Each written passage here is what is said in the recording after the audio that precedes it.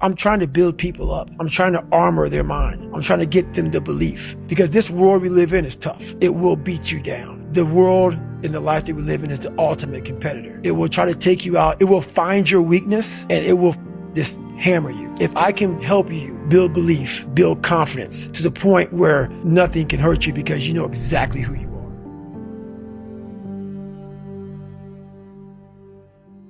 are. David Goggins, welcome to the show. Hey man, I appreciate you having me, brother. Thank you. Thank you for being here. Where have you been for the last 4 years? You've been jumping out of helicopters and fighting fires, and what have you been doing? Well, I did that last year. Well, I guess this year I did that. But I just do me.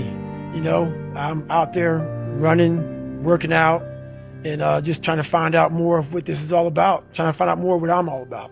So that takes me getting away. You know, I'm not about even doing these podcasts, man. So nothing against you. But I'm not about all this stuff. I'm not one that likes to hear himself talk a lot. I'm about action, and action means less talking and more doing. So that's where I've been. What is that smoke jumping stuff? So basically, it's you know about wildland firefighting, about when the forest has fires. There's a lot of times there's roads and there's access to get there. So these, you know, whether it be a hotshot crew or whatever, these different crews who come in by vehicle, they can get into the fire that way. What a smoke jumper is you can't get a vehicle into that place. It is a spot where it's tight. There's no vehicles, there's no access. So they'll send us in there, smoke jumpers, jump out of airplanes, and we'll land in these really tight, small drop zones with all of our gear, and we'll put the fire out. How do you take water in? We jump out. So everything is... Hang on, you're jumping out of a... airplane, parachute. With backpacks of water, like a camel pack type thing? So we'll jump out, we'll have this, it's called a ditty pack, and it sits in, you know, it sits like by your waist, you know, yep, on your legs area when you jump out, and that has a lot of your gear. But what happens is once you jump out, the aircraft will go lower and it will push out all the rest of your gear, your water pumps. Oh, and that'll get airdropped in with its own little parachutes. Right. Right, got you. So a lot of our main gear gets dropped into us. And then we're out there for several days until the fire is put out by us and only us. That's insane. It's insane, yeah. Why do you do that? Well, when I left the military, I'm always looking for more. I'm always looking for what's the next thing for myself. How can I grow? And that right there was the next thing for me. You know, I didn't want to sit back and, you know, just enjoy my retirement for the military. There's no growth in that. So I decided to go out and do this. So you jump out of an airplane with a team. You get your kit also parachuted out of the back. You're now in the middle of an area where there's no evac, there's no vehicles that can come and get you. There's a fire. You need to put the fire out, and you don't stop until you're done. That's it.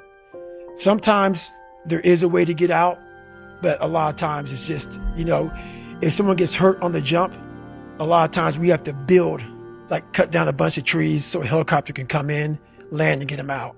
So we are the only access. We have to save ourselves. So a lot of times we are the team to get us in and to get us out. What was the longest mission exercise that you did? I think the longest one I did was 7 days.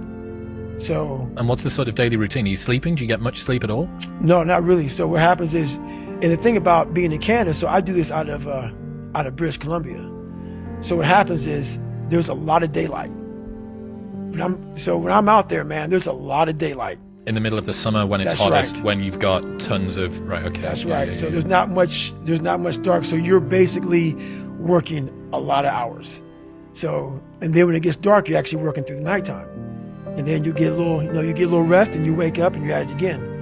And then when the fire's out, you patrol the fire, make sure there's no more hot spots, make sure everything is black and wet, because we literally wet the whole area down. So there's no hot spots. And then when that's all done, we'll demo, which means we'll clean up all the stuff, all our hoses, you know, we'll pack up all our stuff, and then we'll get out of there. Did you ask to be paid for this? I get about, I think the pay is about $12 to $15 an hour. So, and what's funny about it, man, like when I first started doing this job,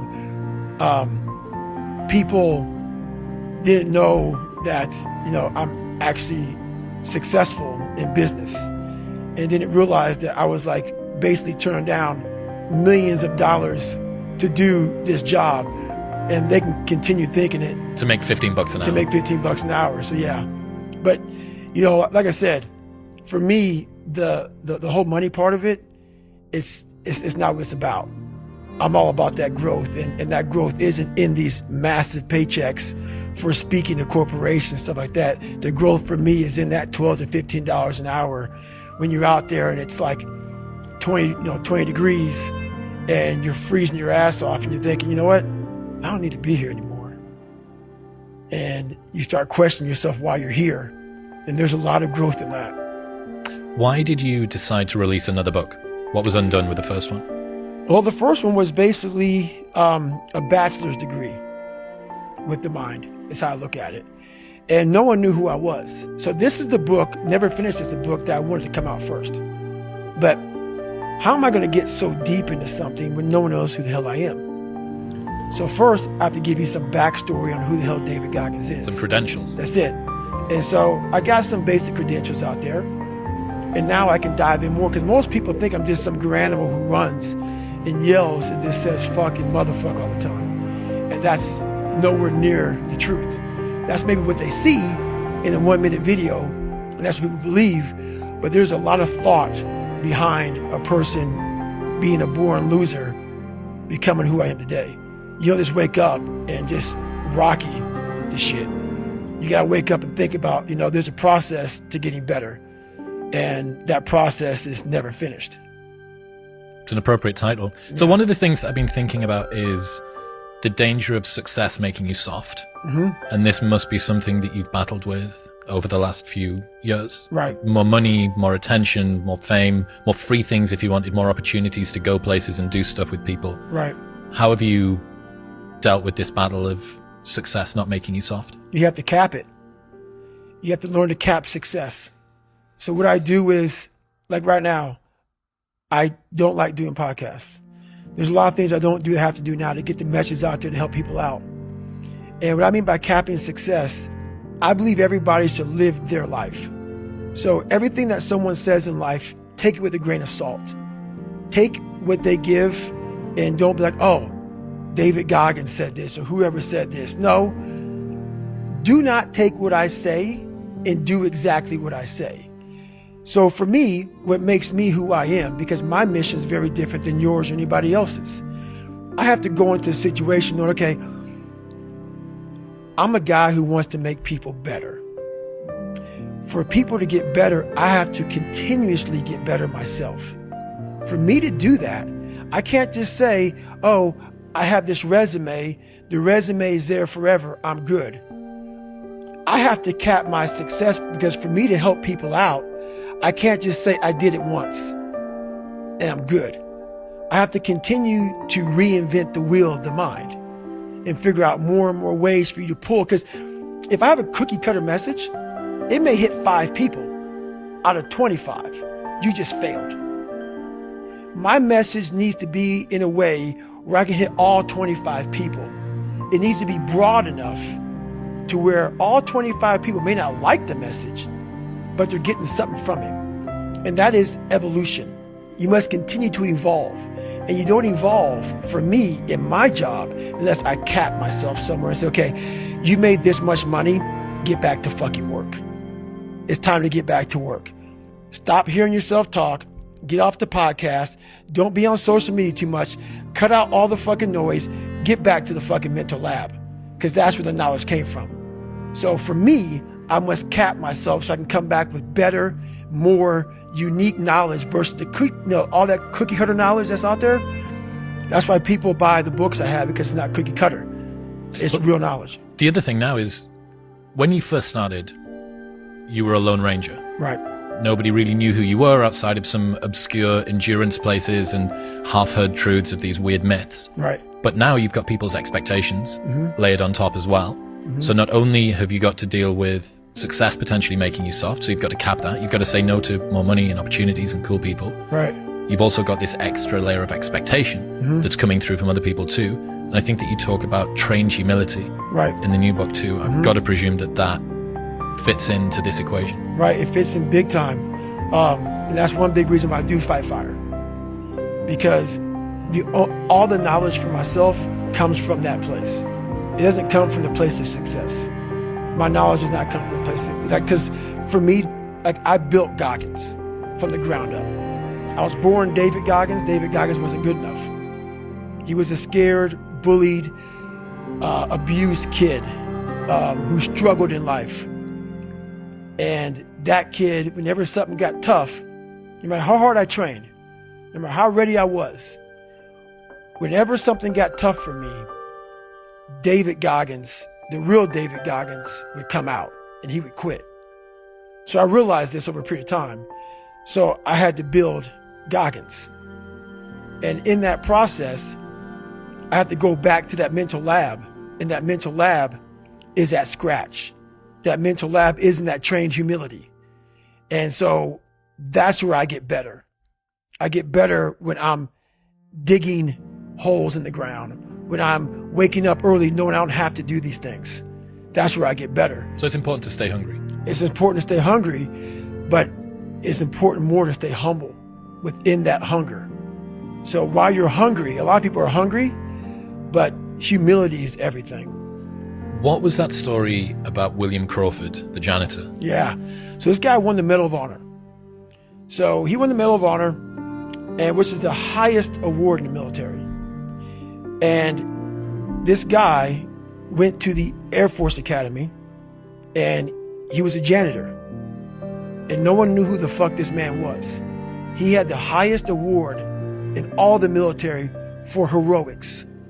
For heroics, saving lives, putting his life on the line. Could have been killed. And he is now basically, cleaning shitters for young kids. And we can all imagine how that probably went. There's probably some, little bit of taunting here and there. And he just sat there and cleaned the shitter. So that's why he's in my trained humility part, because for this man to be at the level he was and have that kind of humility to go, I'm a Medal of Honor winner, but I'm gonna put that in my closet, and I'm gonna pick up my broom and dustpan, and I'm gonna pick up, this rag and clean this shit for these young men. That right there is amazing for me, man. That's where you grow. That's growth, huge growth. And also it shows that he was doing his job. He was a servant. He didn't look at himself any better than anybody else. And the second you do that, you totally lost. You cannot look at yourself like people with me even. I always look at people. I know where you are. I know where, because I've been there. That's why I help so many people out. I've never been above you. I've always pretty much been beneath you, and that's where my knowledge came from. So I know how to reach those people who are in the dungeon, because I've been there so many times. Speaking of getting too soft, did you see that there was a news story that came out recently about the treatment of SEALs during their selection process? Do you see this? Yeah, I saw it. Yeah, they were getting sprayed with tear gas whilst they were on the ground, and they were made to sing happy birthday so that they couldn't hold their breath while it was happening. And there was a quote from this guy. I think this type of training is really senseless, said Sven Hjort, a Duke University associate professor who studies tear gas and its effects. It looks more like a form of hazing. Right. I see all that. Trust me. Like I said, I'm not going to sugarcoat anything. I understand that guy. I understand exactly where you're coming from. That is your personal opinion, and I totally get that. But there's very few people in this world who want to do a job like that. And it takes a different kind of mindset. Is it tear gas appropriate? I don't know. How hard that training is, I don't expect anybody to understand it, but 1%. But the loud voices of this world are the 99% who don't understand exactly what you have to do. That's why when I speak and you don't understand me, it's probably a good thing. Because that probably means I'm in an area of life that you're not in, which is fine. That's why I don't judge people. And this guy right here judging that, unless you've been there and done that, and you really can't speak about it. unless you're in those situations that are so hard that it takes a special human being to get through them. I think it's the same kind of feeling that I get when I heard about Elon Musk telling the employees at Twitter, we're going to ask you to work harder than you've ever worked in your life. Yeah. This is a place, Twitter is now a company where people can go if they want to be in the top 0.0001% of hardworking programmers and software developers on the planet. That's right. And everybody was up in arms. This is unbelievable. We're going back to this old version of capitalism where the worker is being abused and used and thrown away. What they didn't account for is that there is a non-insignificant cohort of people for whom that's their dream. That's right. People who want to be able to get up on a morning, having gone to bed 4 hours before, and can contribute to some sort of progress that they think, this is what I'm here for. Yep. And it's the same with the SEALs. If you're not the sort of person that is built to go through selection, it's like speaking a different language. That's it. And that's why I don't try to convince people otherwise. I understand that why you're confused. I understand why you say things like that. I'm not saying anything bad about that. I understand it. But also, what you don't understand, what you fail to understand, is the other side, that you need people like that. You need the Elon Musks. You need the David Goggins. You need some of these Navy SEALs, some of these other people. You need those people. And they forget that. And it takes a very, very unique person and unique mind to do some of these jobs that are necessary in this world. Well, especially when we're thinking about someone going to war. Right. Like, do you want your armed forces to be underprepared for the battlefield because you didn't want to be too mean to them in advance?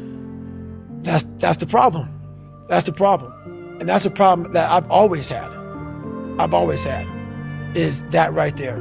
Is that with even some of the most trained people in the world fall back on that. It's easy to talk about. Like I said, when you go through it once, it's a perishable skill. Hardness, mental hardening, mental toughness, it's a perishable skill. Just because you went through some training once and you got through it doesn't mean it lasts fucking forever. And that's where most people hated me in my life, because I realized that. You don't just say, oh, I got it, I'm checked off, I'm good for the rest of my life. That's why you have to recall. You recall on fucking everything. And you definitely must recall when it comes to the mind. That is one of the biggest requalifications you must have. And when you're at that level, you got to recall every fucking day, not once a year. One of the other things that you did to stop yourself from getting soft was running the Moab 240. Yep. Talk me through that experience. So, I had run a 100-mile race, and I think it was about 6 years. I had, some heart surgeries. I had maybe some questioning in my mind about, I call it part-time savage.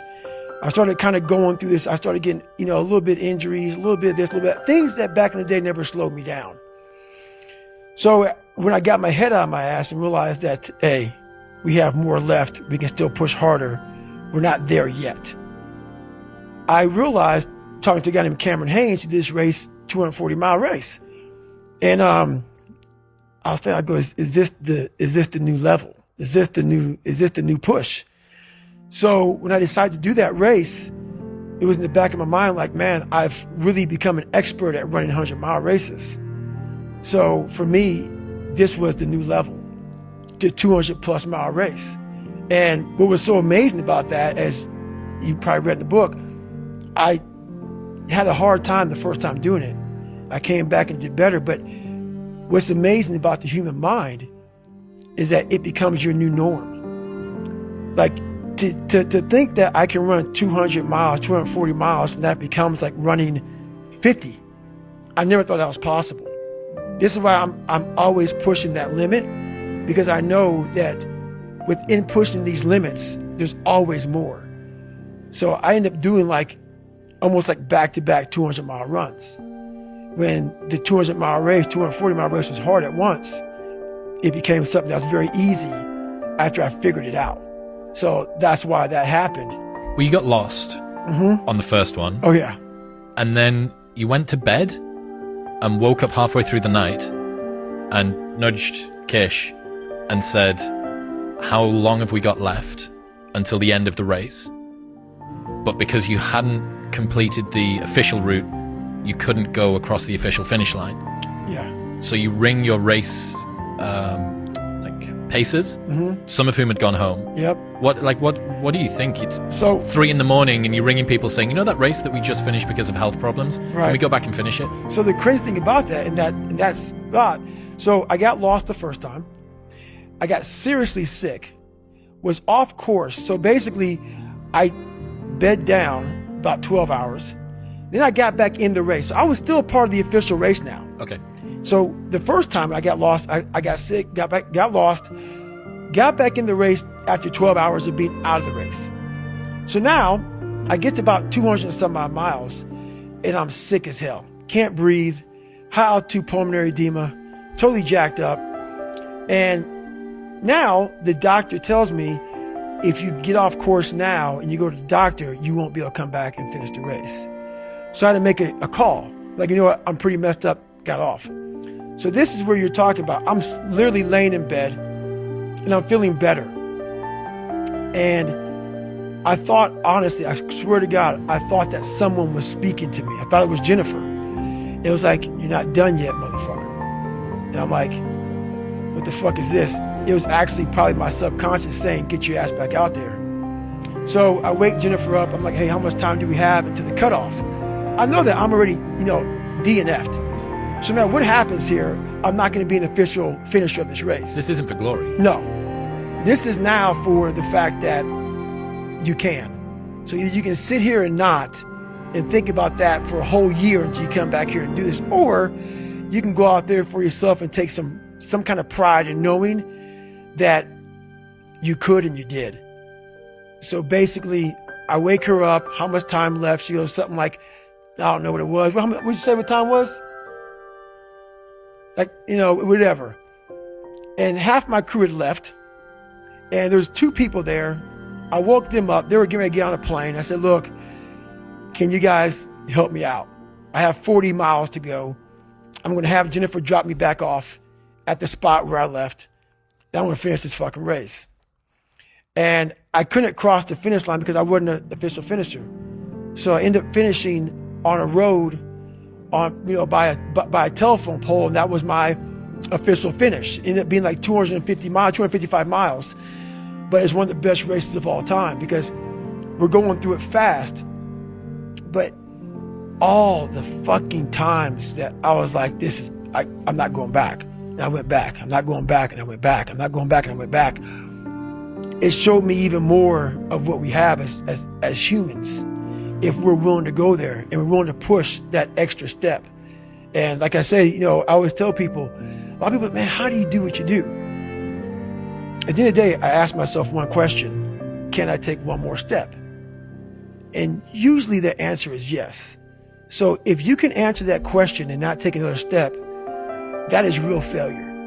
That is real quitting. So a lot of people can take one more step, but they choose not to. I don't know if you can take 2 steps. You got to answer that question after you take the first step. But I can always take one more step. So if I choose not to, that's on me. And I got to live with that. Does that link in with the 1 second decision? Yes. Yes. So the 1 second decision is, I had to live through that 1 second decision several times during this race. So this race took me 100 and some hours. Okay. And this is what people don't get. For you to finish that race, even though I DNF'd, I still finished in the time. So there's a lot of pride in that. If you're 100 and some odd hours, let me use Hell Week. This is a perfect example. Hell Week's 130 hours. And 130 hours is a lot of seconds. A lot of fucking seconds. And if you lose, let's say you win every second but one, you lost. It only takes 1 second for you to lose the whole thing. So the 1 second decision is just that. You're in a situation where life is sucking. Let's say you're in extreme cold water and your life is flashing before your eyes.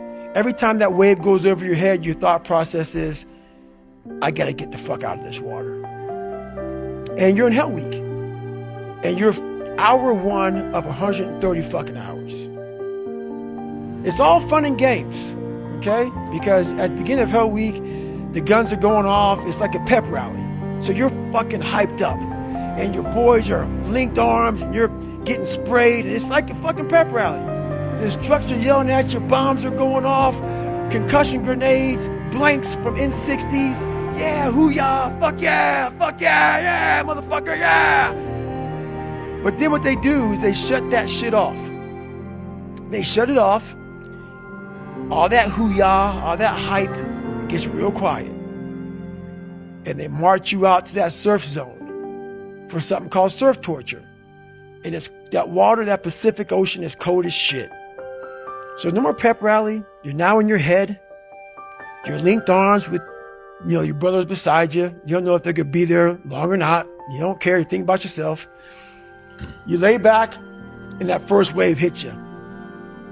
Your mind goes straight from hour 2 all the way to hour 130. You can't process 5 days of this shit. You're now in a fuck you, like I gotta get out of here. You're in fight or flight. It's cold. I can't be cold this long.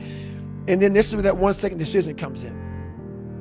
You forgot every reason why you wanted to be there. You don't care about SEALs. You don't care about any of this shit. You don't care about fighting for your country. You don't care about that gaudy gold trident that they put on your chest. You don't care about any of that shit no more. All you want to do is go back home. You want the warmth. You may want something to eat. You want your girl to hold you. All those things of comfort are there in that 1 second. And this is where people lose. So what I do in that 1 second, because we all think about quitting when shit's hard. But what you have to do in that 1 second is hard to process information during pain. Because that pain takes over and you can't think rationally. You're thinking about fight or flight, save yourself. That's not a rational thought. It's not a thought that's going to get you through hard times. Most people fail that 1 second. So what happens, what I do in that 1 second, and there's a bigger process to all this, but in that 1 second, I physically stayed in that water. Because if I get out of the water, I quit. So I physically stay in the water, but mentally, I'm on the fucking beach with the fucking instructors. And the instructors, it's cold outside, so they got these parkas on. They got their cup of fucking Joe, and they're warm because they've already been through it. So now it's your turn to go through it. So mentally, I get back with them. I'm still in the water physically, but mentally, I'm back with them. I'm chilling. I got my parka on, and now I'm thinking logically because I'm warm now. Mentally, I'm warm. I've taken that 1 second.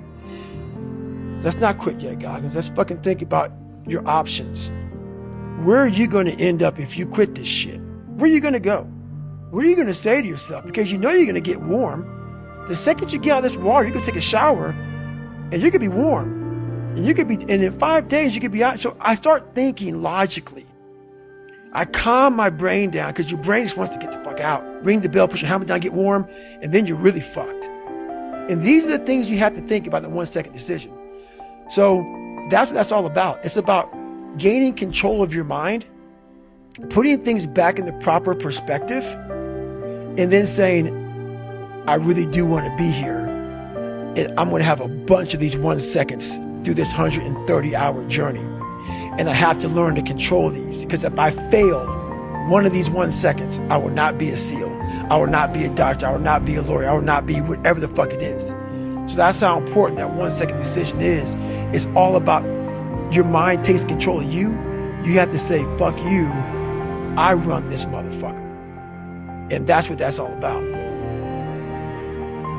Projecting yourself forward to see what are the consequences of failing, what are the consequences of stopping, is about as powerful of a motivation strategy as I can think of, Because what you're doing is you're trying to optimize right now to stop the discomfort. That's right. But what you're going to pay for that in is shame and guilt and regret long term. That's right. So what you need to be able to do is bundle all of that up that is as yet unfelt, but will last for way, way, way longer. The future is much longer than now. That's right. The future is going to extend out up until the day that you die. And the now is just for now. And even 130 hours is just 130 hours. That's right. And you get to look back, and you look back with pride and glory. or do you look back with shame and guilt? That's it. That's the 1 second. You just summarized it right there. And most people fail those 1 seconds. And then that 1 second leads to 20 years, 30 years, 40 years of fuck. I have people who have been through training with me, Ranger School, SEAL training, Air Force training, and I get calls from them today, and they have great lives. And all they talk about is how they failed in that one moment. And they can't even enjoy their life now because they're now warm. They're now warm. There's no more suffering. There's no more suffering for me either. And we're in the same boat now. But you're suffering, so we're not suffering, but you're thinking about what you could have been. I am exactly what I should have been. And that's where people start to lose it. Because now I realize that in that 1 second. I go through all that. I know how it's going to feel because I failed so many times before. Failure is the ultimate thing, man. I failed so many times before. That's why I don't look at failure anymore as failure. I look at it as my first, second, third attempt. So that's what that's all about, man. Well, I mean, you went back to go and do Moab again, the second time. That's right. Which is your second attempt. That's right. Had you banged your knee up? It was pretty bad in between the first and the second one. It was pretty bad way before either one of them. Yeah. Yeah.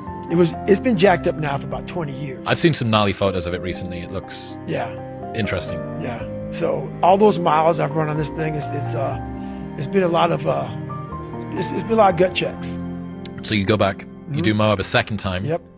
And then you turn your ass into like a hamburger or something as well. So it's not just the knee, it's the ass as well now. Yeah. So at mile 201, we have a good video of it. Matter of fact, Jennifer is like, there's some people up there. So so 201 is a spot where I was really finished in the first Moab.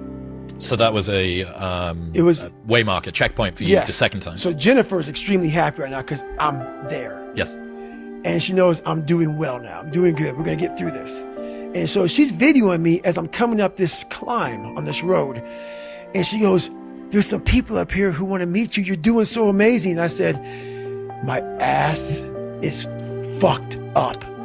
You need to get the fucking Desitin cream. And it's literally for like 20 fucking miles that like people don't get it, man. When you get raw like that, bro, and you're walking, because you did the chafing of my ass, it was hamburger meat. And I'm like, so she's all fucking happy and shit. And I just look at her, and I'm gonna put the video up on social media because but she's a fucking trooper, bro. Hang on, so was there leakage? Oh yeah. That was on the video from behind? So my shorts were absolutely raw dogged. Yeah. So when you pull them down, it's just blood. And so she goes in the bathroom because she didn't know what she was going to see. She has the Desitin cream. She walks in there and I pull them down and spread them open. And I go, put that shit all up in there. So she goes in for the kill. And she's putting this Desitin cream all over the fucking place, man. And you know what? This is the funny thing about it. That's when you know you got a good motherfucker with you, man. When you're that raw and you're that fucked up and she's just like nothing. It was like saying, hey, can you like put some lotion on my back before I go lay out? That's how she was in there, man, getting in it. That's it, man. Have you considered that might be the most traumatic event of all of the things that you've done in your life, what you asked Jennifer to do that day? No, not at all. She did worse. So that Leadville chapter, when I talk about after I finished, and then the ultra unraveling had begun, when I lay down, oh, that was on the duvet, and you didn't know the word duvet. Yeah, I know what the fuck duvet was. How the fuck do you not know the word duvet? Blanket, man. Okay, fair enough. Fair enough. Out from the streets, we call them blankets. Okay. Anything that you wrap up in is a fucking blanket. Cool. So I'm laying on the duvet, and she's all fucking like about her damn ratings at fucking the Airbnb shit, and I'm literally like, hey, I'm about to shit right because here. It's not your place. No.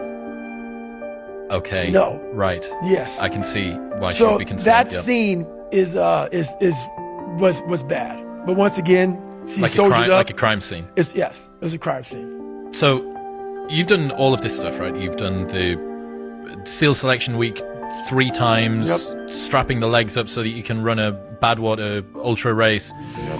the Asperger's, everything. Yes. Of all of the physical pursuits that you've endured, which has been the most painful? By far, my first 100-mile race. By far. This 2019 Moab, the one that I DNF'd but still finished, that's up there. But when you are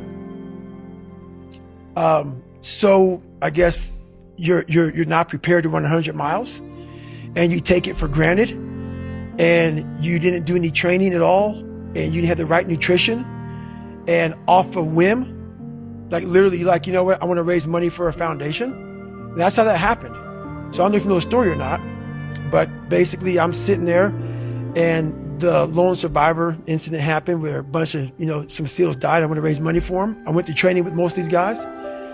So I had the bright idea to raise money. I wasn't going to do a hot dog or hamburger sell. I was going to do something that people would be attracted to. So I Googled the world's toughest events. And what comes up is this race called the Badwater 135. And it's a 135-mile race through Death Valley in the summertime. Now, I had no idea about ultra running. I didn't know what the fuck ultra running was. But when I saw 135 miles, I automatically assumed it was a stage race where you ran like maybe 10, 15 miles, bed down, and you got up the next morning and did it. So when I called the race director up, Chris Kosman, I'm like, hey, I would like to do this race to raise money for a foundation. He goes, have you ever run 100 miles? And I was like in a week, or like what are you talking about? He goes, no, like in 24 hours, because that's what you got to do to qualify. And I was like, is that even possible? Like, I didn't know. So anyway, he goes, no, you can't get in my race unless you qualify. And I call him up on a Wednesday, and that Saturday, and I was a bodybuilder at the time. I did cardio 20 minutes a week on the elliptical trainer every Sunday. He goes, yeah, Saturday, you're in San Diego. Saturday is a 24-hour race where you run around a 1-mile track for 24 hours. And if you can get 100 miles, I'll consider you in my race. So I'll go sign up for this race. And the first 70 miles, I'm doing pretty good. And then I hadn't sat down. I hadn't gone to the bathroom. I was drinking Mildplex and Ritz crackers. I was, eating Ritz crackers. So, elite nutrition. Yeah, elite, high quality nutrition. So what happens when you're that ignorant and you go out to do this race and you sit down in the chair, your body's done. So I'm sitting there, and when you sit down for the first time in over 12 hours, your body's now going through some metamorphosis. Like, go fucking home, go to a doctor, get some help. But I'm sitting there, and I have this urge to go to the bathroom. And there's a porta potty for me, that fucking wall, but I can't get up because my blood pressure's all messed up from my great nutrition that I was on. And so I can't stand up. So I look at my ex-wife, and I literally say, I want to shit on myself right now. So I sit there, and I'm shitting up my back, and I'm peeing blood down my leg. And I have 30 miles to go. And I end up finding a way to get through that 30 miles. And when I got done with that race, it's the worst pain I can't even describe the pain of that last 30 miles to anybody. No one, it's very hard. Whole body? Whole body. So when it ended, I'm literally dizzy going up my stairs to get to my house. I have my arms wrapped around her going up the stairs, and every flight of stairs I have to lay down because I can't stay upright for too long or I'm gonna pass out. So I finally get in the house, and when I get in the house, I'm once again on the floor. I'm in the kitchen on the floor, just laying there. I finally make it to the bathroom, into the tub. I get rolled in the tub, and she puts the water on me. I'm just laying there with the water coming on me. And what I pee out looks like Coca-Cola. And I'm laying there in the worst pain of my entire life. I'm shaking, I'm jacked up. And all I could think about was, I can't believe what I just done. Because when you get to 70 miles of a race and you felt the way I did,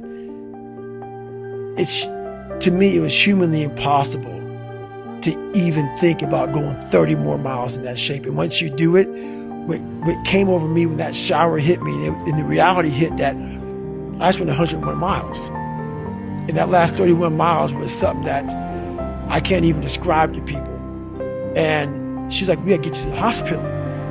So at the time, my mom was seeing this doctor, and he was like, so she's describing to my mom what I'm going through. He's like, you gotta get in the hospital now.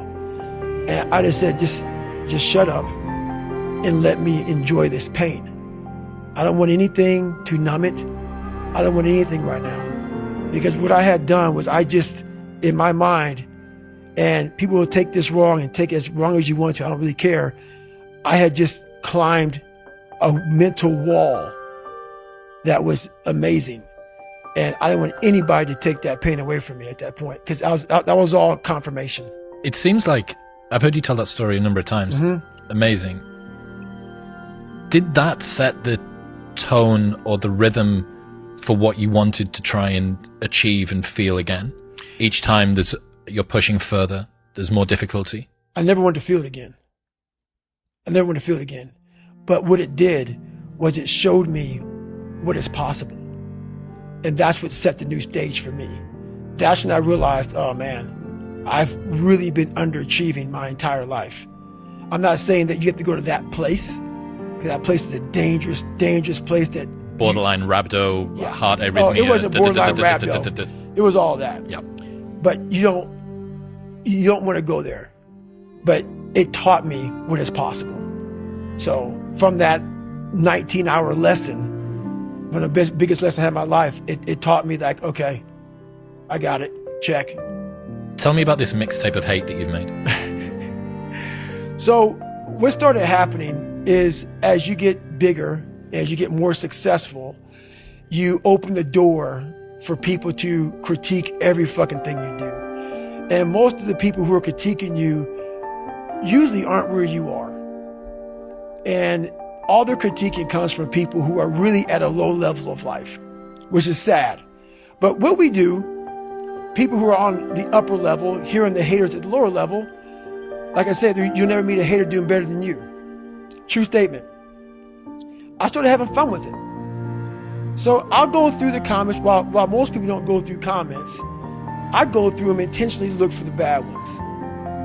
And while I'll block and delete you because the people on my page don't need that negative energy, I'll block and delete you, but I take a snapshot on my phone and I put it in the archive. So what happens is, there's days where I'm like, you know what? I really don't want to do this today. And I'm like, oh, hang on.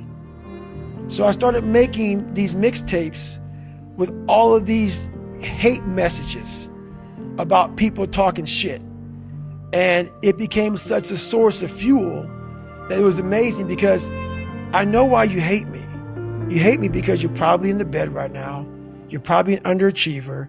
You're probably somebody who doesn't want to do anything with your life. So I make you question everything about yourself. So I'm going to continue making you question yourself by coming out here and being even more successful. So I listen to that while I run. I sometimes play it in the house, and it sometimes gets on Jennifer's fucking nerves because I'm sitting and listening to somebody talk mad shit on a loop about me. And she's like, why do you do this shit? It's half comical and it's half inspiring. I'm actually inspired by it. I've heard you say previously that listening to music while you train is cheating. Mm-hmm. So what you're telling me is that the silence of your own dark thoughts isn't enough of a soundtrack, and you've had to crowdsource insults from the internet, self-narrate it, and then play it to yourself while you train. That's it. I do that sometimes, yes. Yes. Have you got your phone on you right now? I want to hear it. No, I don't travel with my phone. Oh. Yeah, my phone does not go with me anywhere. Why is that? Once again, man, like right now, I'm with you. A lot of times people are in conversations or they're somewhere, they're elsewhere. You may think they're with you, but they're not. That phone is the biggest distraction in the world. When it comes time for the phone, I'm on the phone. When not, I don't use it. I'm all about being present where I'm at. So that's why that phone right now, we do have it. It's in It's silenced, it's off. So I do have my phone right now, but usually I don't take it anywhere I go. Got you. So while you're listening to the self-narrated insults of random people on the internet that you don't like, right, what are you thinking of while you're listening to that? While you're working out or while you're walking around the house? How that back in the day when I was sometimes getting bullied or in a dark place, how sometimes that would have bothered me. How I would want to clap back. I would want to be on there all day explaining myself to people. And how now I'm in a place now where I can hear it and I can actually enjoy it. I can actually know where it's coming from. I've studied it. So I don't just like listen to it and like make fun of it. I actually study it because I was once that negative person. I was once that person who saw someone successful and didn't see how can I get there. I was like, oh, fuck that. They're probably cheating or they're probably doing this. I was that negative person because I wasn't there and I didn't want to work to get there. So these people who hate on people, I've studied them. And I gained a lot of knowledge from them because I gained a lot of knowledge for myself when I was in that dark place.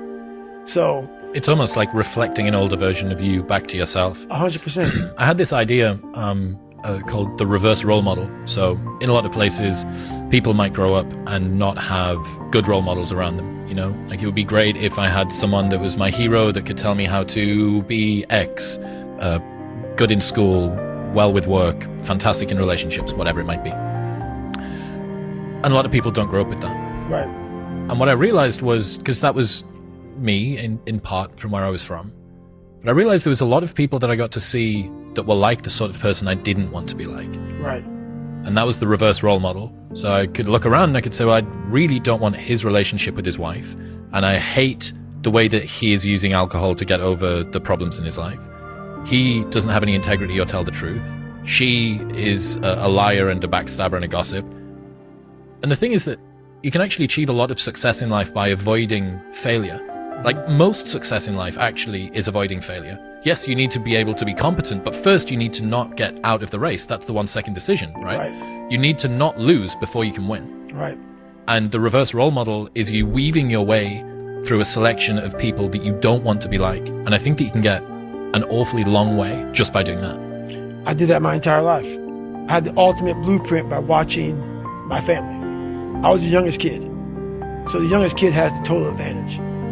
You know, you may get picked on, you may get bullied with everybody, but you sit back and exactly what you said. I sat back and watched my dad. Definitely don't want to do that. My mom, my brother, whoever it may be. I sat back and I paid attention to everything around me. And it was the ultimate blueprint to how to live life.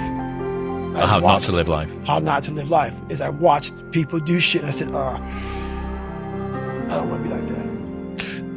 I like what you said about how the criticism that you see from people is coming from a very unique place. Mm-hmm. I think if you got to see the inner texture of the people who don't like you's existence, you'd feel more pity than anger for the most part. I think you'd pity them. Yes. And that's a realization that's taken a long time for me to come up with, because everybody else feels, or to me, it always seems like everyone else has got it together. Because I get to see only what you choose to say, only what I'm around you doing that I get to see, whereas I get to observe my own inefficiency and foibles 10,000 times a second, right? I get to watch the texture of my own mind be completely unresponsive and useless. I see every single prideful decision, every single lie that I tell myself, every single time I make a promise and don't keep it. But I don't get to see that from everyone. So I'd always presume, because of this asymmetry, that everybody else had it sorted and I didn't. And it also made me think that everybody else's opinion was this perfectly balanced, well-researched, beautifully, they had me nailed down to a T. And what they were telling me was the truth. They could see something in me that I couldn't. And after a little bit of time and a good bit of building up of self-confidence, I realized that that's not the case. No. I have pity on a lot of people. I do. I used to get angry about it. Like there was this guy, I talked about it on Rogan, this guy from SEAL Team 6 who went out there when I started becoming more famous. He went out there and just tried to destroy me, tried to literally destroy me. Talked about how, you know, he just totally lied. Had to get a lawyer against him, all kind of shit. And I was getting ready to sue this guy. I was going to sue him because he literally tried to destroy my character, my reputation. We went out there and just lied his ass off. And I thought to myself, it was about 2 months into it. I sat back and I started feeling sorry for this guy. Like, really sorry for him. I was going to pull the trigger, sue him. And I said, I'm not going to sue this guy. I said, for you to be this person who comes on and lies and tries to literally tear down everything I've worked for, you are in a very, very bad place.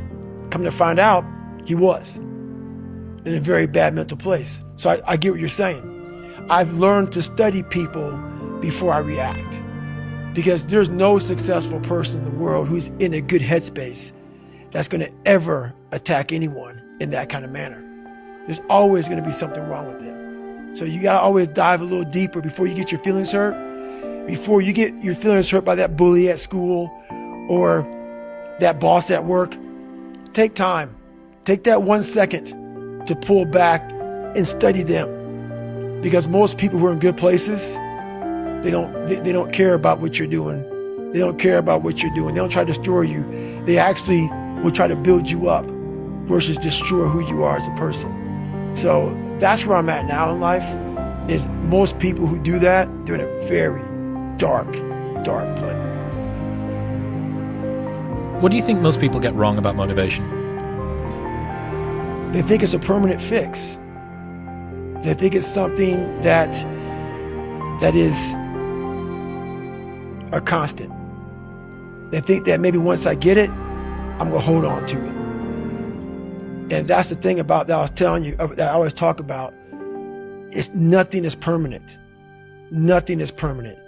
And a lot of times you have to learn to perform without motivation. You have to learn to perform without purpose. You have to learn to perform a lot of different things. And that's what people think. They think I need to have this motivation to work out, to study, to be better. So if they don't have it, they just don't fucking do it. And that's where you fail. You have to learn to train your mind well beyond motivation. If you have motivation, that's great. That's some kindling to the fire. All it takes is a little bit of fucking spark, you can burn the whole forest up. But motivation, you have to learn to exist without it. You have to be your best self when you're least motivated. And that's the tricky part about all that shit. Motivation is just a word. You have to have these different things in your mind on where you want to go and know that motivation is not going to get me there. Because I'm not going to always be motivated. Jocko said the exact same thing. You said that discipline eats motivation for breakfast. And discipline is good too. But without a clear headspace, there's no discipline. What do you mean? So let's say we have a circuit breaker, okay? And I'm loading everything up to one fucking circuit. Just load it up. It's going to fucking blow. And once that thing blows, man, the circuit's all fucked up. You got to have each thing plugged into the right spot, like a fucking crowded garage. You can't put anything in it. Once your brain is crowded, discipline is great. Motivation is great. But if you can't fit shit in your brain because it's all fucking cluttered with shit, there's no discipline. You may have it sometimes when it fits in that crowded garage of your mind, but you don't have the consistency that you need to have with that discipline. So what are you talking about here? Are you saying doing self-work and reflecting on you as an individual? Are you doing therapy? I call it mental zones. I don't get into it much because it would be here all day. But basically, is you're organizing your mind so you can put that discipline. So a lot of people talk about discipline. Okay, great. Why do you fall off the fucking wagon? Why can't I continue with this routine? Going to the gym, being better, waking up early, eating the right foods. It's because maybe it's your kids, maybe it's your wife, maybe it's your job, and it's all just stuffed in your fucking brain. You don't have it compartmentalized and organized in these nice shelves. Like you look in the garage, it's all fucking a nice organized militant garage. Hey, where are my dumbbells? Right there. A lot of people whose brain, hey, where's my dumbbells? Let me look.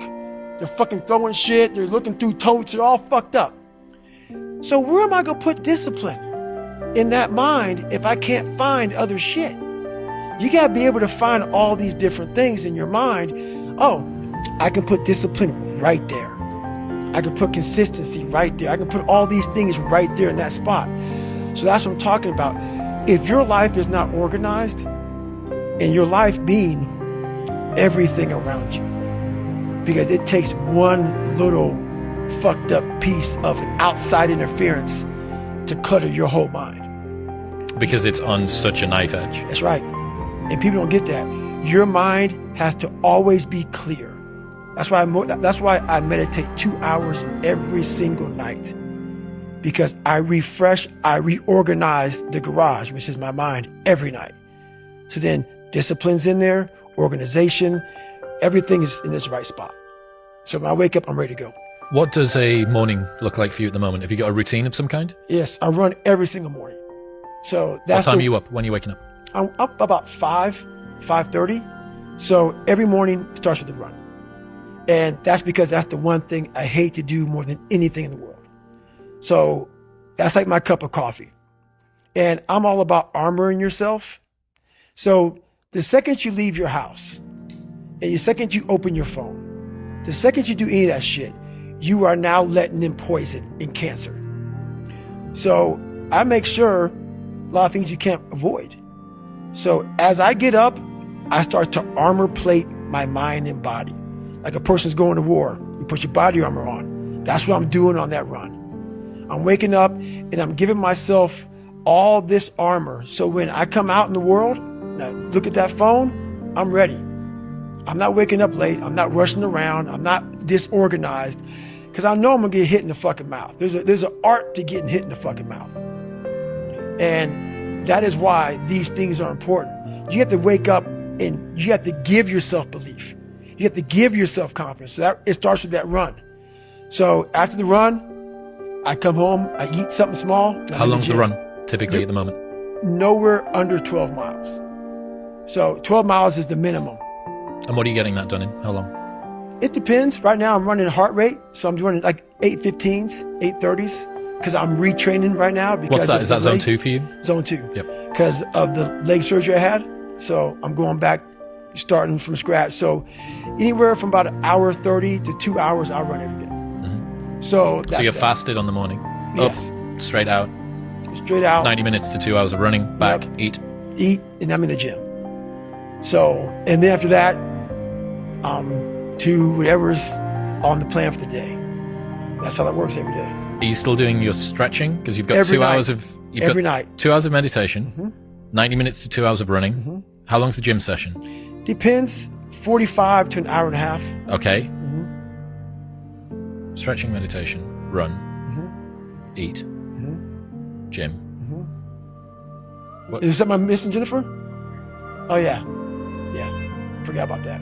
You cycle as well? Yeah. How long are you cycling? It just depends. I do stationary bike right now a lot. Uh-huh. What are you using? Is it like a watt bike or something similar? Yeah, something similar. Yep. So I put my bike on a trainer, mm-hmm. and I cycle. Yep. At least 3 or 4 days a week I'll do that. So that's your day. There is no room for anything else. Yeah, there is a lot of room. So there's 24 hours, and I use it all pretty well. How's your sleep? What's your sleep like? It's really good. Okay. It is getting now. 8 hours-ish, something like that? 7-8 hours. Mm-hmm. Yeah. Well, you'd need to with this sort of volume. 7-8 hours. And you're still doing your stretching stuff? Every night.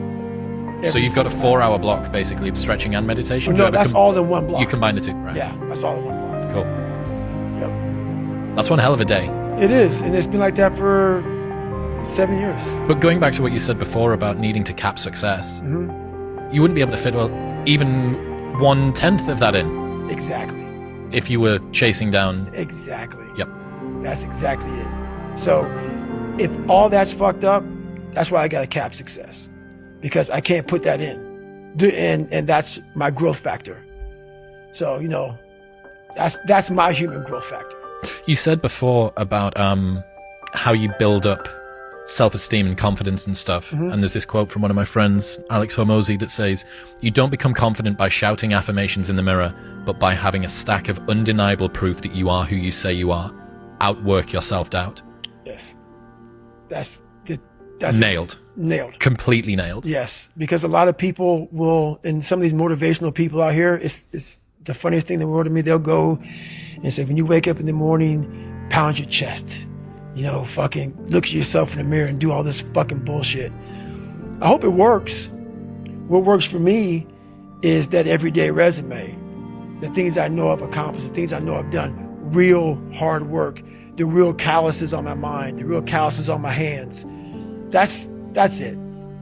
You don't need to pound your chest in the mirror anymore if you have that. It seems like, especially with confidence, right, or self-esteem, there's a relationship between confidence and competence. Mm-hmm. So what you're looking to do is try and have what you believe that you can do be ahead of what you can do. Right. Now, you're not looking for it to be delusional. You don't want it to be able to believe that you can do something like fly, right? But you need to have a relationship between the two. But what people are asking for is for their confidence to be so far ahead of their competence that, or without having even been competent at anything in the beginning. And that's just delusion. That's fantasy. Right. Well, I believe that you have to build belief. Belief is like, there's an after school special belief where the mom says, believe in yourself. And that's all great. But there's also a built belief. And the built belief is one where you are constantly, like for me, I came from a bad place. How I build belief is through the daunting tasks I put myself through. So that's proof positive that I can. So it correlates. And that's how this piece of shit kid that I once thought I was built belief by saying, I was in 3 Hell Weeks. I went to Ranger School. I tried out for Delta Selection. Undeniable stack of proof. That is proof, motherfucker. So whenever you think you can't, confidence comes from the thing that you built. You must build belief. You must build confidence. It can't be like, hey, I'm gonna go knock that shit out. You gotta look over here and say, I can knock that shit out. It's belief, and it's built on what you put in to yourself. Another friend sent me a message this morning knowing that we had this big thing that we've been working toward for a long time today. He said, Nietzsche said, I know of no better life purpose than to perish in attempting the great and impossible.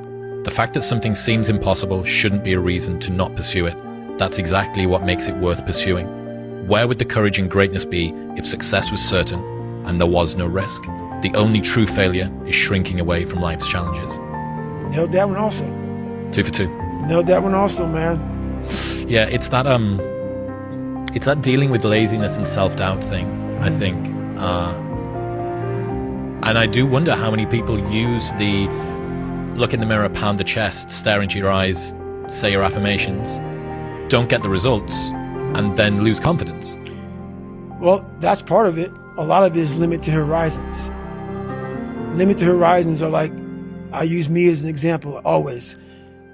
I came from a small town in Indiana where there was a handful of black families. And a lot of people in that town, when you come from a town of 8,000 people, it's like we had a local plant, Great Dane. And you're like, you know what? I want to work at Great Dane and get a house next to my mom. That's what you know. So many of us come from these small places in our mind that we're not willing to think outside of only what we've seen. Our mind works in such a small compartment. And one thing I was able to do was to dream. Many people, but don't make dreams your fucking master. But I was able to dream outside those fucking 4 walls of that small town.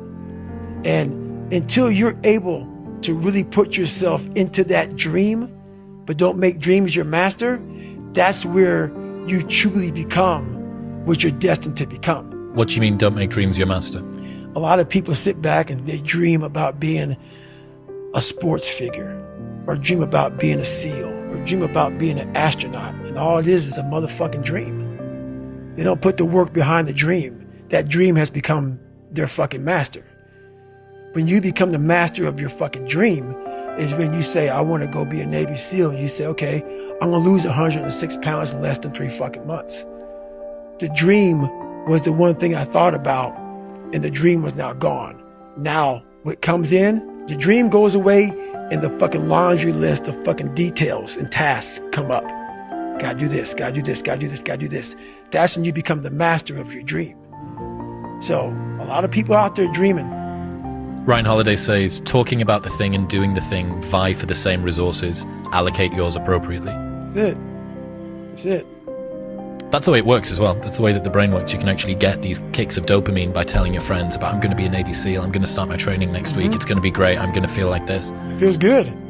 It feels good to talk about that shit, man. It actually makes you feel good, makes you feel proud, all that shit. But guess what happens? That alarm clock goes off at 4 a.m. to train. I don't want to be a SEAL today. Or I don't want to be whatever today. I'll start tomorrow. And that's the usual pattern of people's lives. That's why I talk about clearing out the mind. Until you really want to do something, you're always going to be a talker. You're always going to run your fucking mouth. So again, with the audio version of this book, you've done podcasts in between each chapter where you're recapping what's just happened. And this time you brought guests, one of which was your mother. Right. And you spend a 35-minute conversation sitting down with her and talking about the experiences that she had with your father and reflecting on that. Right. A lot of stuff you'd elected to leave out of the first book. So that means there's been a journey that you've gone through to get to the stage where both you and her and collaboratively you felt okay sharing that publicly. Right. Like, what's that process like? Because your mum didn't ask for this. I mean, you kind of also did. You put a book out there because you thought it was useful, and now millions and millions of people know about you. But you know, the gravity field of your notoriety is starting to bring other people in as well. So what was the journey of getting to that stage like? Well, it wasn't so much me. I had already laid out, you know, a lot of shit about me that was, you know, pretty embarrassing and can't hurt me. So for her, that actually helped her out. She said, wow, if you have the courage to go out there and tell people all your shit, you know. And so that process was, it took about 4 years of me working with my mom because, you know, she was very damaged by what she went through. And so was I. But I knew no one was coming to save me, so I had to go ahead and fix my shit. And she kind of lived in a different place. But when I wrote Can't Hurt Me, it started waking her up that, hey man, why do you care? Why do you care so much what people think about you, what you went through? Why are you putting so much on other people and what they may say about you? Like there's some stuff I talk about, you know, that is pretty embarrassing for some people. But she got to a point in her life where she was able to, you know, stop caring because we all have our shit. No one, like people, it's so funny to me. There'll be people who are out here commentating about people who are fucking up out here. Famous people who are fucking up. And I don't know how they're able to do that when I guarantee while your skeletons are not being out there, if I were to open up your fucking door, motherfucker, how are you doing that? So I know that about everybody. Like people love to talk shit about somebody and keep themselves out of it. And so we went through that journey together. And so it allowed her to come out and say, yeah, fuck it. You know, I'm a big person who, I want to give people the confidence to walk in a room of 1 million people and none of them like you. And you just like say, fuck you, I'm good. And walk out with you by yourself. You helped your mom do that as well. And now she can look at everybody and say, yeah, I fucking married a motherfucker that choked a woman to death. I was in a bad place. I'm good with that. One of the days that you focus on a good bit in that conversation is the day that she decided to leave your father. Right. And take you and your brother with her. Mm-hmm. Was there anything that you learned about upon reflection where both of your experiences opened up a new realization to you? That was a hard time for her and for me also. I was ready to leave a long time ago. I was just waiting for her to get the courage to finally leave him. And I don't think anything from that really, I think that's where the damage really began. I think for her, when she left, it almost, her fight went away. And it's kind of like when you run 100 miles. When you sit down, your body can then say, That's exactly what I was thinking. I'm done. That's exactly what I was thinking. the second she left, that the mind said, oh my God, like we can be human. It's like PTSD. Yes, we can be human, and we're not fighting anymore. And it just swarmed. The demons, that all that fight and all that shit was keeping away, it just came and it swallowed her whole. And it also swallowed me whole. But once again, like we were talking about, I got a chance to watch her, and she set out the ultimate blueprint on how not to be. So I had a hard time learning growing up, but I was very smart when it came to human beings. A genius, because I lived in such hell. I was always studying people. Who can I trust? Who can I not trust? Energy. I got really good with energy. Is this person's energy good? Is it bad? So I became a genius on human beings. So I studied people all the time. Studied all the time. She also talks about considering taking her own life. Oh yeah. Were you aware of that before you started working toward this book? Yeah. together? So yeah, she talked about that a few times with me, behind closed doors, and I'm surprised she didn't. There's a lot of stories that are still untold that she probably will never talk about, and I'll never talk about them until she says it's fine. But yeah, it was a bad way. So I give her credit for having the strength to say, okay, I need to continue on and figure out, what's next for me. She says the only reason that she didn't go through with it is because of you and your brother, because she knew that she would be leaving you in the hands of this tyrant that was going to mistreat you even more badly now that she wasn't around to protect you. Yeah. Which is it's beautiful, but it's also kind of a lot of pressure. It feels like a lot of pressure for a child to be the reason for his mother to still be there. And it's also a damning conclusion about the state of her life. Right. That the only thing stopping you from taking your own life is these two boys. But it's also beautiful in a way, because a lot of people only have one thing. You don't need a lot of things. Sometimes the only thing that kept me with that one step forward was one thing. And so that one thing can get you to two things, to three things, to four things. So that was the beautiful thing about that, is that now she's 75 and she's retired because of that one thing. You're having this conversation with your mum during the production of the audiobook. You're having a conversation which is difficult to have in private. Right. With two microphones in front of you, knowing full well that this is going out to millions of people. It's going to be scrutinized, it's going to be listened to, it's going to be reflected on. Yep. How difficult is it to watch your mother opening up about an experience which to you was traumatic, and then reopening those wounds in front of you and talking about that for millions of people to hear? Oh, it's hard. It's hard, but it's necessary. Why? To be able to own your trauma, to be able to own everything about you and look it in the eye. Like, there's a part in 8 Mile with Eminem, the very end, when this white boy, fucking trying to make it in the rap world and getting beat down and shit, comes from some trailer park shit, and he's like, how the fuck am I gonna win this rap battle? Because my best friend got shot in the foot, and this dude slept with my girl, and all this shit.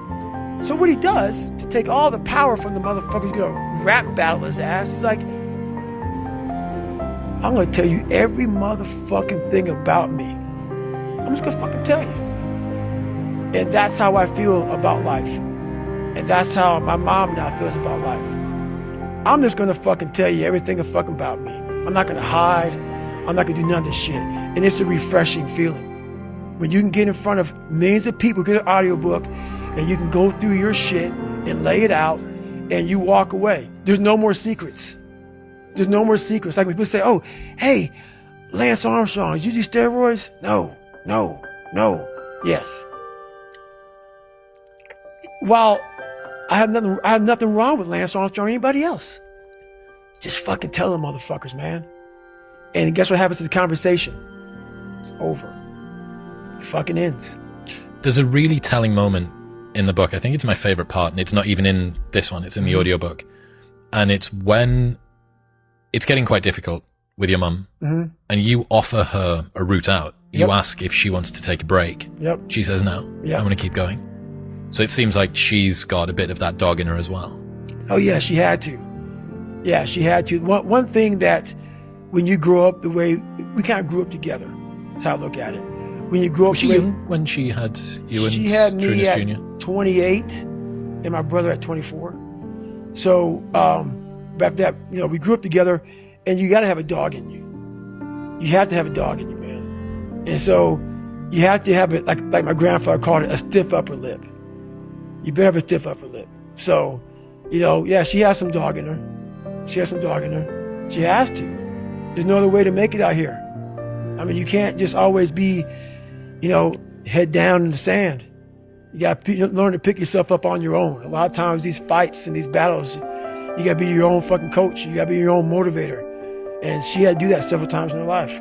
Given all of this trauma that you go through, why would you choose to go back and see this tyrant of a father for one last time? It was the only way for me to move forward. So, like a lot of times, if your back is hurting, it may not be your fucking back. It may be something else in your body that's making your back hurt. For me, I'm like, man, why can't I get past this fucking hurdle? So like I said, I'm always examining myself every day. What is it? What is it? Well, there's only one thing you haven't examined yet, and it's going back to the beast, going back to the demon. So when I went back to him, I realized that was the unsolved mystery. I had to look that man in the eye one more time. Like how I studied that Navy SEAL talking shit and lying, I got it from this part right here in the book. I went and I didn't see him anymore as this beast. I started doing research on him, found out that his dad used to beat him really bad. So his dad would put him in front of a furnace, open the furnace up with the flames coming out, and put him right in front of it, have him bare butt naked, and he would whip the shit out of him. And the whole idea of that is if you move, you're gonna get burned. So stay right here and take your fucking beating. So what happened with him, those demons from his father went to my father, and he tried to transfer them over to me. I had to understand who my father was, understand where he came from, understand why were you so fucking brutal to us. I got my answers. Took those answers, it made myself better from the answers about him.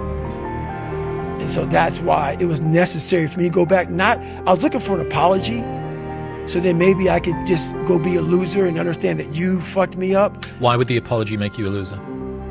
It would make me feel vindicated. Justified. Yes, like, man, you did this to me. I can go be a loser now. My failings are okay. This okay. Yep. Because you did this. So I was looking for that. And when I went there, I realized, because this voice in here was saying, it's not your dad's fault. And I'm like, nah, man. Because this voice over here always said, it's your dad's fault. This other voice started tuning in, was loud, started getting louder. The more I drove to Buffalo, was saying, you get to face a lot of shit, young man. You got a long journey ahead of you, because you're going to find out that while your dad did a lot of shit to you, you're going to have to fucking make it on your own. And the voice got louder and louder and louder. And by the time I got to that door, and by the time I was leaving that house, instead of me feeling sorry for myself, I started to do a live autopsy. Because a lot of people, when you die, they figure out why you died. They figure out how you died in the autopsy. But we never do a live autopsy to figure out why we're dying while we are alive. And I was dying. I was living every day, but I was really dead. And so I figured it out. And once I figured it out, I was able to reborn. I was able to be reborn. What we see is this pattern of generational trauma. Mm-hmm. Your grandfather to your father to you, mm-hmm. father to son, just being passed on. Mm-hmm. Is this part of your mission to be a circuit breaker, to be a dam, to stop this trauma from moving forward into the next generation? 100%. But with people, I'm trying to build people up. I'm trying to armor their mind. I'm trying to get them the belief. Because this world we live in is tough. It's tough. It will beat you down. The world and the life that we live in is the ultimate competitor. It will try to take you out. It will find your weakness and it will fucking just hammer you. It's like a personal curse. 100%. So if I can help you build belief, build confidence to the point where nothing can hurt you because you know exactly who you are. You've faced your demons. You've been able to go on an audio book in your mind. Maybe you didn't write a book, but in your mind, you were able to hear all your past traumas. You were able to listen to them. You're able to fucking say, okay, now I can now talk to people about what I went through. I'm no longer embarrassed. I'm no longer ashamed. Being ashamed is one of the biggest things that kill people nowadays. In their minds, kill them from moving forward. I'm ashamed of myself. Don't ever be ashamed of anything you've done in your life. Face it, fix it, make it better. We are humans. But then again, if you always think that we're humans, you will always just be a human and always make the same fucking mistakes. You must take this knowledge that you learn from all this shit is knowledge. So I'm just trying to give people that strength to go in the archives of your life.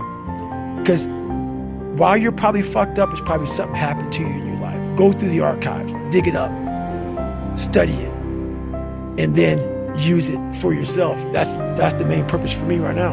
Have you considered what you would be like as a father? Yeah, I actually have a daughter right now. Yeah. No way, I didn't know. Yeah, I have a daughter right now. But that being said, I'm an open and honest person. When you meet people at a young age, so I had a kid at a young age when I was in the worst possible place in my life. So when you're in a bad place, you're not going to meet a Kish. You're going to meet a person that's very similar to who you are at that time. And then you bring a child into this world. And as you start to move up in this world and get better, and you realize I need to get better, you try to pull that person along with you. A lot of times they don't want to come where you're going. And it creates a bad environment. So that's where that is right now. But my daughter's 21 years old though. Wow. Yeah. I'm glad to hear that. Yep. I think that it would be all of the learnings and stuff that you've been through as a father, as a son, as a grandson. It makes sense to me that would have been something that could have been passed down. Mm-hmm. So thinking about trauma and stuff that you go through in your past, throughout most of school for me, I was pretty isolated, only child, pretty unpopular in school. And the main issue that I had was, it wasn't bullying, it was isolation. I think it was being lonely. Right. And that was primarily what was causing me to be sad throughout school. Right. So I do this interview for the BBC about 6 months ago. And in it, I talk about, I haven't opened up that much about bullying. I need to do it more. And it is, even from watching you go through opening up about your traumas, it is inspiring. So I do this interview for the BBC and I mention a little bit about bullying in school. And so why don't you mention it? I haven't got around to it yet. I maybe still feel like it detracts from the man that I want to be, the masculine man, the respected podcaster, that it somehow undermines me as a person, that it makes me weaker, which is obviously what was, part of the bullying's purpose in school, to be able to do precisely that. Right. So I do this interview for the BBC, and I mention in 2 paragraphs or something, but millions of people see this article. And I get back one day, and in my Instagram message requests is this message from a guy, and I kind of recognize his name, but not fully. And I don't know whether you know, but there's like a character limit in Instagram. Yes. And this is 5 character limit messages long. Jeez. With multiple paragraphs within each of them, right? So I open it up, and this guy says, "Hi Chris, you might not remember me, but we went to school together. I bullied you. My daughter is 4, and she's about to go to school, And given that she's about to go to school, me and my wife have been discussing about the kind of child that we want her to be. And that caused me to reflect on my time that I spent in school. I've been thinking about messaging you for a while. I've been considering talking to you because I really felt like I needed to, because I felt ashamed of the way that I treated you in school, and I knew that it had hurt you. And then I saw this article from the BBC, and I just had to reach out. And I've been sleepless nights, speaking to the wife, tears and all the rest of it. And I just wanted to say that I'm sorry. I'm very sorry for what I did. I wanted to let you know that my daughter is going to be raised in a way that will never treat anybody like that again. I don't expect you to forgive me. I don't even know if you'll see this message. I'm happy to see that you seem to be happy. But I needed to get it off my chest. Right. I'm like, fuck, totally taken aback. Like, wasn't prepared for this. I've come back in from the gym or something, and I'm sat reading this message like, fucking hell, that's heavy.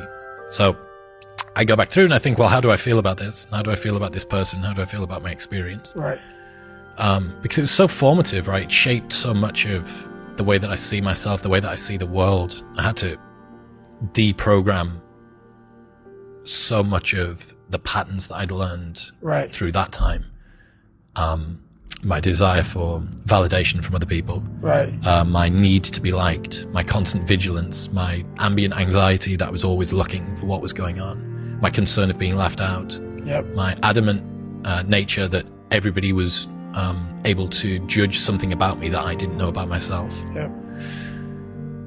But this guy had like fully opened up to me, and I thought, well, you know, it was beautiful. It was a beautiful message. So I replied to him and I said, hey man, I very much appreciate you reaching out.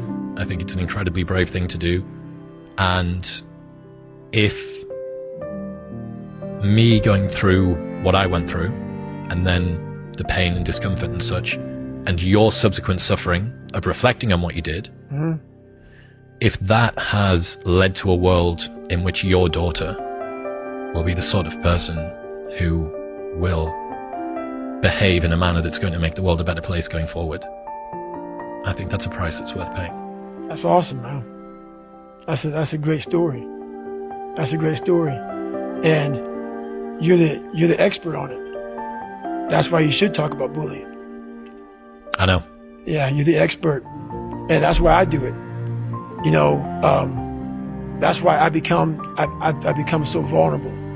Because all that knowledge you gain, because now you are successful. And there's so many people who are getting bullied in so many ways that, you know, you just show them that there's a path. But the path is really, like I talk about, studying the bully. That's the path. Studying the bully. Were you ever tempted to become a bully? Never. Never. I'm always, like I said, like I told you before this started, I wanted to be a priest. I wanted to be a priest, you know, and could you imagine one of those sermons? Oh, it'd be sick, cause I would cuss, cause I would definitely cuss. Praise the Lord, motherfuckers. That's it. I would definitely cuss. I would definitely cuss, man, cause that's the world. And there's a lot of people who probably hear this like, oh my God, oh my God, let me close my ear. You know, the world's tough. The world's tough, and when you come up the way I came up, the only way I can fucking describe something sometimes is say fuck or motherfucker. Because that's how dark this shit was. And I can't make it flowery. I can't make it PG. Like, oh, I want my kids to, like, I have a clean edition of this book. You have a non-explicit version? Yes, because people are like, I want my kid to read your book, but you cuss so much, I can't. I imagine it's about half the size. Yes, it's very small. Yes. So the funny thing about it is, like, how long are you going to shelter your child from a world that's evil as shit? That's gonna come at you. It's gonna come at you whether you've been bullied or not. There's gonna come a time when it's gonna come at you. And it's gonna be a lot worse than fuck or motherfuck. It's gonna be a lot worse. And so we are training kids and people to be soft in a world that continuously gets harder. and it doesn't correlate. Like that guy talking about the tear gas with the SEALs. Is that necessary? I don't know. But what is necessary is you have to build a person that can withstand the pressures of whatever they're going to be dealing with in life. And we don't do that. I'm not trying to send a message of run 200 miles, be the baddest motherfucker in the world, but be tough. You better have a part about you that's tough, a part about you that can break down situations and get better. And break down situations very quickly within some trauma in your life, some devastation in your life, because it's going to come. The devastation, the trauma is going to come, and you can't allow that to become a Jersey barrier. It can't be a Jersey barrier. It has to be something that you can maneuver through very quickly and move forward. That takes a lot of toughness. Well, unchosen suffering is going to happen, right? So the only thing that you can do is have some chosen suffering to prepare for it. It's the only thing you can do. That's the only thing you can practice for the unchosen suffering, is have chosen suffering. Do something that sucks every day. I had Huberman on the show a few months ago, and he told me about bringing you into his lab and putting you in VR underwater with sharks. Right. Give me your experience with Huberman. He's great. He knows his stuff. He knows his stuff. Yeah, he's a very knowledgeable man on what he's doing. What's being in VR with sharks like? It's nothing. No? No, because one thing about me is I deal in reality. You put me in VR, it's VR. It's a fake thing. And I work in reality. I only work in reality. I don't work in fake situations. So that's why it didn't work on me.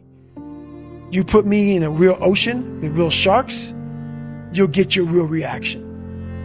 You put me in a room that when you walk in the door and you sit down in the chair and you put some shit on your fucking face, I know I'm in a fucking chair. I know I'm in a room. If you get that psyched the fuck out, you need to study that more than that. You know what I'm saying? Yeah. Why are you so sensitive? Why are you so fragile? Yes. Yeah. If you are on a high wire because you're afraid of heights, but you're sitting firmly on the fucking ground, you need to study the fact that you're doing something wrong. Don't study the afraid of heights. Study why the fuck do I know I'm on the fucking ground in a fucking chair, but I'm afraid of what's on this screen. So I don't allow anything to go beyond the truth. He said that, obviously you didn't know this in advance. It could have been the most lifelike VR in the history of the world. Right. And apparently it was a group of you guys, and someone had to go first. Someone had to go first. You're not that good with water. Not sure how you feel about sharks, but can't imagine you're a fan. And you were just like, me please. Yep. I'm first. Yeah, I'm like that with everything. Because why sit back in the back and think about, let me watch you go first. You can watch me go first. Is there anything that you'd like to study with Huberman? Would there be any like cool tests? Is there anything that you've been thinking about to do with performance or anything like that at the moment? No. You've just got your own mental lab. You're doing I got my own everything mental yourself. lab. Everything I need is in my mental lab. Everything. Because I'm in constant study of myself. And I know what needs to be conquered because I'm constantly going through what I don't like, what I'm not comfortable with. You know, like I know, and only I can fix these problems because I have to face these problems. So I have a rolling log on what needs to happen. So I'm really good about being accountable about, okay, you need to be better here, you need to be better here, you need to overcome this, overcome that, and I do a good job of doing that. You talk about performance without a purpose. What's that? So, like, for instance, let's say you have no races. Let's say you have no classes, no nothing. There's no purpose in your life. You know, people need to have purpose to get up. They need purpose to perform. You need to get to a point in your life where there's nothing on the docket. There is no 5K. There's no I'm going to get into school to be this or that and still perform to the highest level. Because what people don't get is one day that thing's going to come up And if you're not constantly performing without purpose, you're not going to be ready when the time comes. It's this magical thing, purpose, that we're all looking for.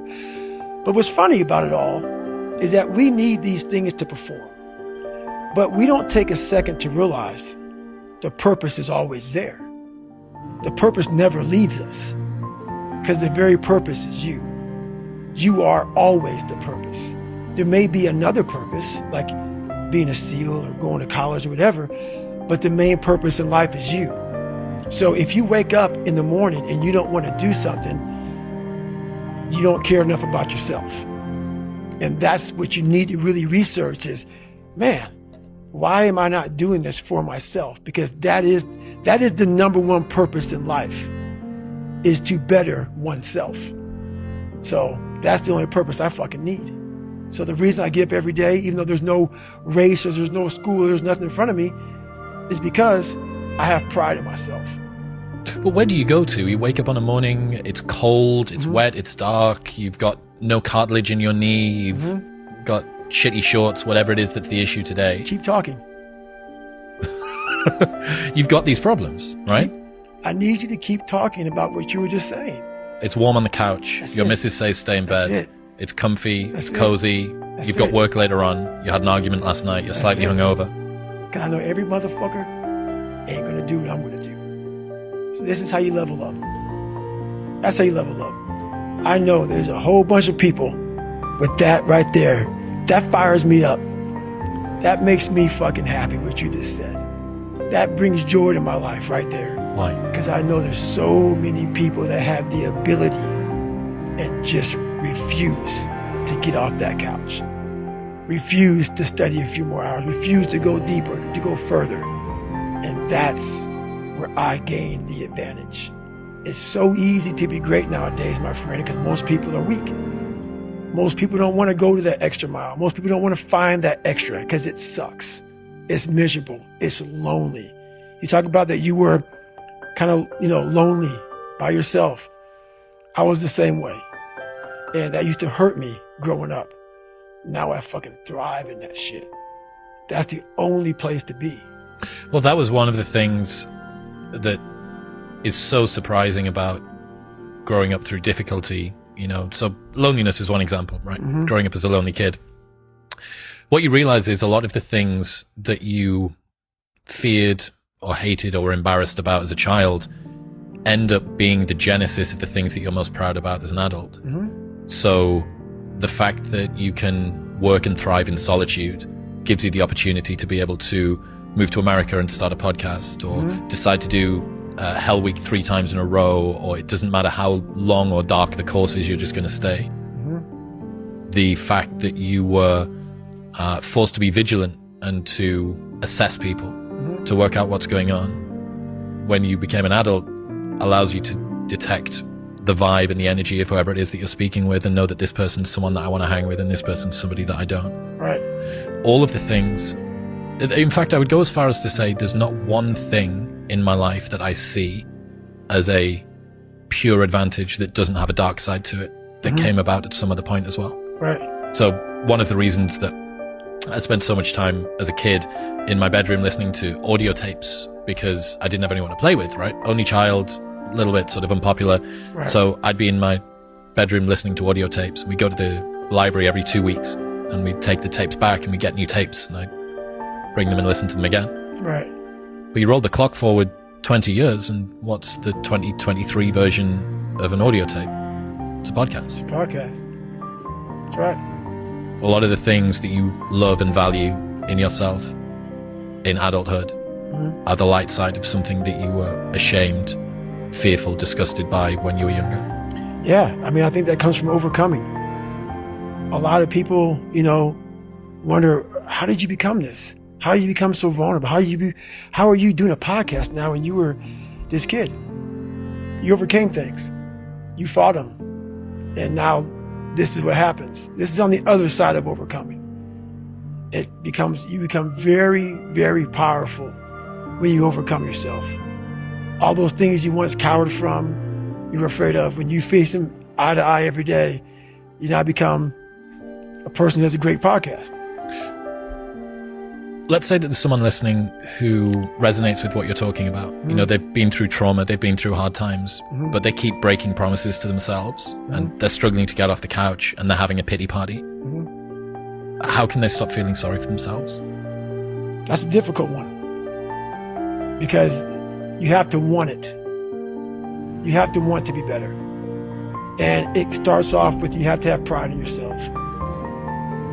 You have to have pride in yourself.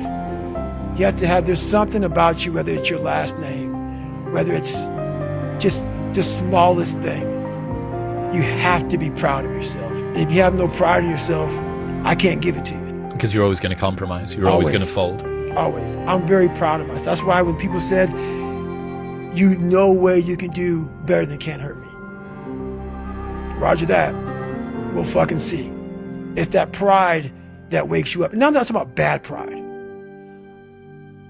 I'm the attention to detail for the human being I want to do. I call this thing, like, I want to be the standard. I want to be that guy. Like, every place I went in the military, there was this ethos about how this place is, how we're going to live, how we're going to represent ourselves. And I walked around and I saw that most people didn't live up to that ethos. Like, if you go to whatever company, they have this mission statement on how we want to run our company. I made one for myself on how I want to be. And that is why, if people can make up a mission statement, an ethos in which they want to live by, and every morning you wake up, you hold yourself accountable to that mission, not a company's, your own. Make up your own mission statement. What do you want to be in life? And once you do that, now you can work with somebody to get better. You can work with yourself to get better. But until you know what you want to stand for, you will always just be sitting down. You'll never stand for anything. What's that quote? If you don't stand for something, you'll fall for everything. That's it. It's a true statement. In the book, you talk about Roger that, there being two types of Roger that. I absolutely adore the second type. Received, orders given, expect results. That's it. That's it. So cool. Above and beyond, more than was expected. That's right. To the letter. That's Roger that. That is, for me, what Roger that means. Received, orders given. Yep. Expect results. Expect results. That's right. So fucking dope. That is it. That is it. And when you hear that from somebody who gets it, you know it, because you can look in their eyes. You feel that energy, man. It connects immediately. They're out here to get a job done. Roger that. So. The start of the book, or at least the start of the audiobook, you've got a few different intros. Right. Rogan. Yep. Your mum. And The Rock. Right. Slightly odd trifecta, but I do think it works. So obviously your time, Rogan's had you on now the third time that you've been on. What have you learned since being friends with him? He's a very singular individual. You know what? One thing about him is that he's made it, and he's all about everybody else making it. There's one thing that he believes in, is that there's enough food, enough cake for everybody out here to eat. So there's a lot of people in this world who don't want to see you make it because they think you could take a piece of their pie. That motherfucker's like, look, dude. Pie for everybody. I got 14 pies, bro. One for every motherfucker here. And so he's all about people making it. And that's something that a lot of us can, learn from. That people think, oh, I made it. I'm going to hold on to it. I'm not going to help anybody else out. The thing is, I don't even know if he was... something tells me he had that philosophy before he'd even made it. Yeah. As he was on the come up. Yeah, I mean, I really didn't know him that much back then. Yep. But he really is, to me, the Oprah of the modern day. He's the Oprah of the modern day. That guy just has made so many people known to the world, gotten so many messages out. So, yeah. I said, I was talking to Andrew Schultz about the same thing, and he'd said very similar sentiment, especially he's coming from a comedy angle, right? And if you're going to be championed in comedy, it's super, super difficult. Right. And what he said was that the comedy world is so zero sum. Like your gig is not my gig. That's right. And the fact that you can have someone that just gives that gift out is very rare. Another friend, his wife does Ayurvedic medicine. So I'm not really too sure what it is, but she did something to do with like tarot card reading. Okay. And he asked her, he was about to go on Rogan's podcast. So he asked her to do the tarot card readings about Joe, because it might give him a little bit more insight, or it'd just be interesting in general. And the tarot card that she pulls out might not be tarot, it'll be something similar. The card that she pulled out was older warrior, cross-legged, sat under a tree with his hands like that. This guy and he's got a weapon down next to him. Weapons laid down, transcended the battle. And I was like, holy fuck. Like, I'm not too sure about what's going on with this tarot card reading thing, but that one seems pretty accurate. It's probably perfect for him. Yeah, there's something about raising other people up as you go along. That, you know, as you get a platform, as you have the opportunity to expose other people that are almost all of your time as a podcaster is slipstreaming other people who have bigger platforms, and then after a while you get to this stage where you can be that springboard for others. Right. Some unbelievably talented person that nobody knows about. True statement. There you go. Now the world can know about you. He's done the best at that. He's the best at that. What about The Rock? Have you ever met him? You ever trained with him? Never. We just DM'd, and I was like, I'm gonna give it a shot in the dark. You know, the guy follows me. He knows about me, whatever. I was like, this guy's so big, man. He ain't gonna, fuck it. So I was DMing him, man. Within like 20 minutes, hey, man, what's up, brother? Sends me a voice message in DM. Been following your work, man. Love what you fucking do. Blah, blah, blah, blah, blah. Oh, yeah, no problem, man. I'll hook you up. I'll be more than honored to hook you up. And in the audio book, what people don't know is I left him alone. I was like, hey, man, thank you. I appreciate it. I want to bother you. Go back to doing the great work that you do. You're so busy. So after the audiobook, he was like, hey, brother, you want me to, read what I wrote for you for the audiobook? And I was like, yeah, that's great. That's how the idea came about. It was actually Rock's idea for him to do the blurb. So then I got Joe Rogan and I got my mom to read the blurbs. So that came from him. I wasn't going to put the blurbs in the audiobook, but he was like, hey, man, I got a studio right here. I'll blast it out, send it over to you, and we'll get it done. That's a training session that the world wants to see. I believe so. That should be part of the book tour. It should be a training session between you guys. Talk me through what the next phase of your life has in store. So after this podcast, I probably won't do another one for a very long time. And I did my book, came out on the 6th. It's now the 16th. I did my 10 days of the book, and now it's done. And now it's going back to the lab. So now I go back to firefighting, go back to finding another level of David Goggins. And that's done in quiet areas and finding more of myself, finding these spaces I haven't, discovered yet in my mind. And I really love that about life. I love mastering self. I love it.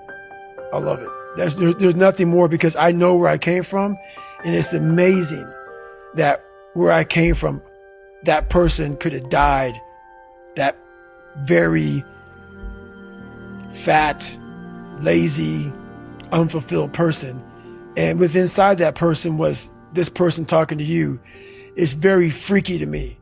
And a lot of us have these two people that you have greatness way over here, but you decide to live in this space over here, because between greatness, or between this space here and greatness, there's a lot of fucking work. There's so much space to fill in with work. And we just say, fuck it.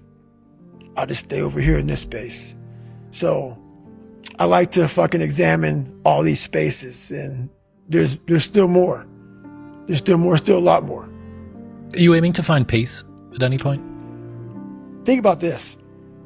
I love that question. I'm so glad you asked it. You know a little bit about me.